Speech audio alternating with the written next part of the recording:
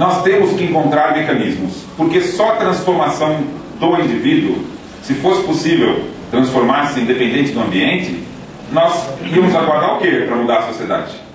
Então a ação espírita, ela não é como a própria moral espírita, ela tem 3 instâncias fundamentais.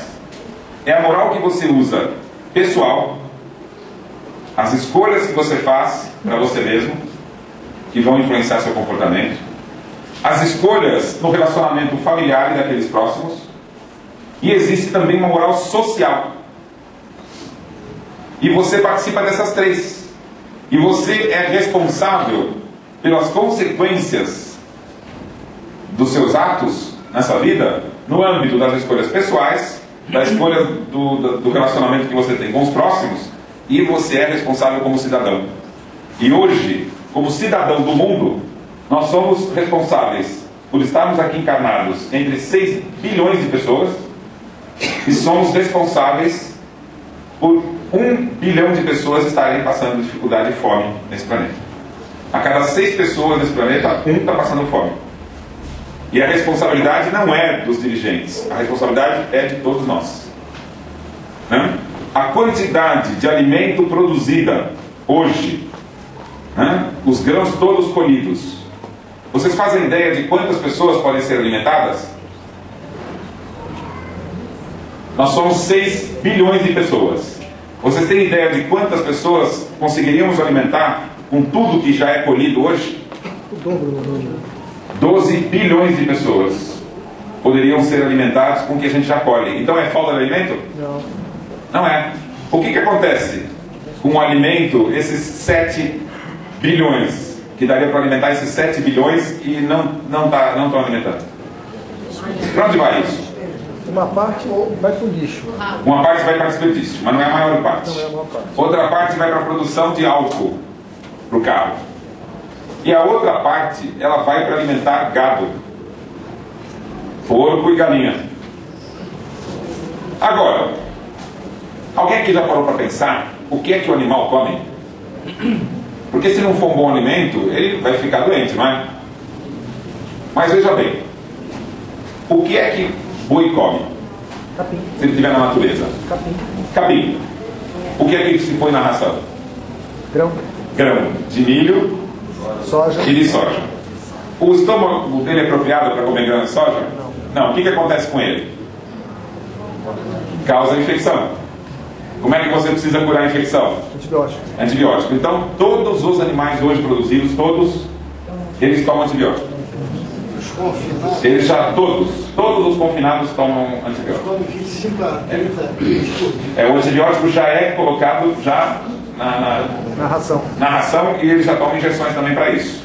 Porque ele está comendo uma alimentação que não é adaptada para o estômago. Espera toneladas de metanol que vão. Isso. Exato, porque a alimentação é imprópria. Né?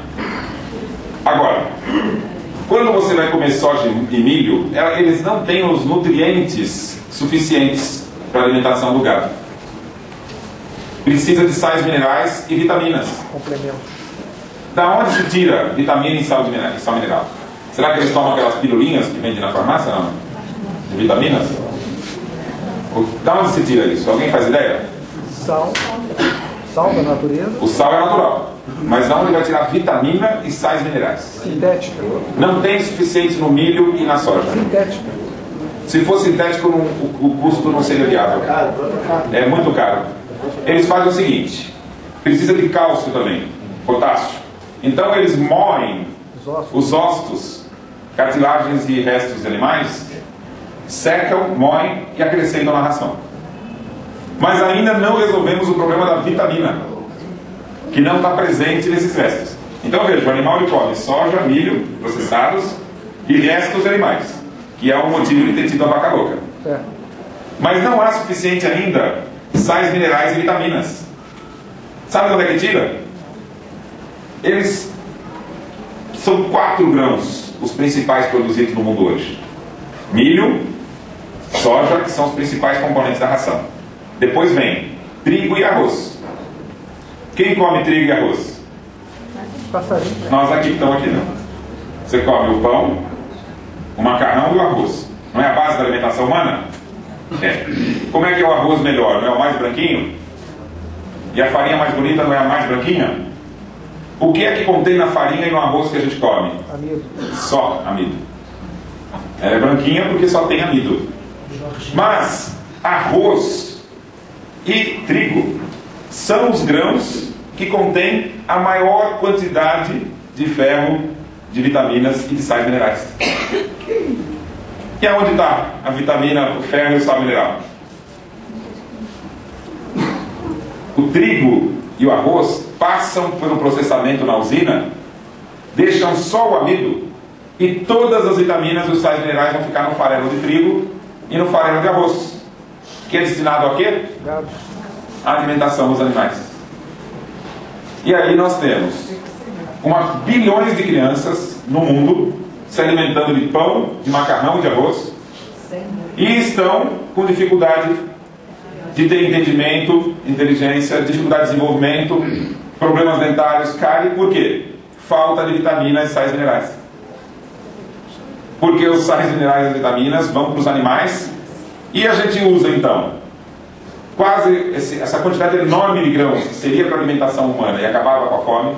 Esse farelo, que seria a vitamina das crianças, vai todo para o gado para se produzir carne para apenas 10% da população no mundo. Se você for produzir carne para todos no planeta, não teria nem água, nem espaço e nem grãos suficientes para poder produzir carne para todos. Então aí eu pergunto, o que vocês acham como espíritas? Devemos comer carne ou não? Não. Do ponto de vista de alimento, ele não é um alimento condenável. Está até no livro dos Espíritos, né? Você pode comer carne pela Constituição nossa. Qual é o problema da carne hoje? É um problema social. É impossível produzir carne para todos. E para que seja produzida a carne, a gente precisa tirar os sais minerais e as vitaminas das crianças. Se você fizer então a seguinte atividade: compre farelo de trigo, que é baratíssimo. Compre farelo de arroz. Pega caule e folhas verdes, espinafre, brócolis, o que for. Seca tudo isso e faz um pó. Tritura e faz um pó. E você pega essa massa e coloca a colherada disso no molho de tomate, que vai fazer o macarrão, coloca no cozimento do arroz, no cozimento do feijão, e vai acontecer uma mágica. As crianças que se alimentam mais exclusivamente desses alimentos, porque tem baixa renda, elas vão acabar com a carne, vão ter um rendimento escolar altíssimo e vão ter uma resistência que vai acabar com as gripes e as doenças todas. Parece mágica, não é? Agora, essa circunstância toda que cria essa situação deficitária na alimentação das crianças toda, quem que está fazendo isso? Indústria farmacêutica? É o produtor rural que faz isso? É o criador de gado? É o plantador que planta o arroz? Somos nós que comemos a carne? Quem é o responsável por isso? Todas. Em primeira instância somos todos. Mas a gente não consegue mudar o que não conhece, o que não sabe. Então, o que está faltando? Nós temos nos mobilizarmos para compreendermos o mundo em que estamos vivendo, para propor alternativas. Mas se nós considerarmos que a gente morre e acaba tudo, qual é a moral verdadeira do materialismo? É a moral do vale quem manda, vale quem pode. É consumir e combater mesmo. Nós temos que lutar e quem for mais forte ganha. A moral materialista é essa. Allan Kardec escreveu então na qualificação: se o materialismo for aceito como sendo o fundamento da sociedade, então quem faz isso deveria viver como materialismo mesmo. Então não há solidariedade nenhuma, não há esperança alguma. Não dá para você instituir uma sociedade materialista como é de hoje e tentar viver com esperança.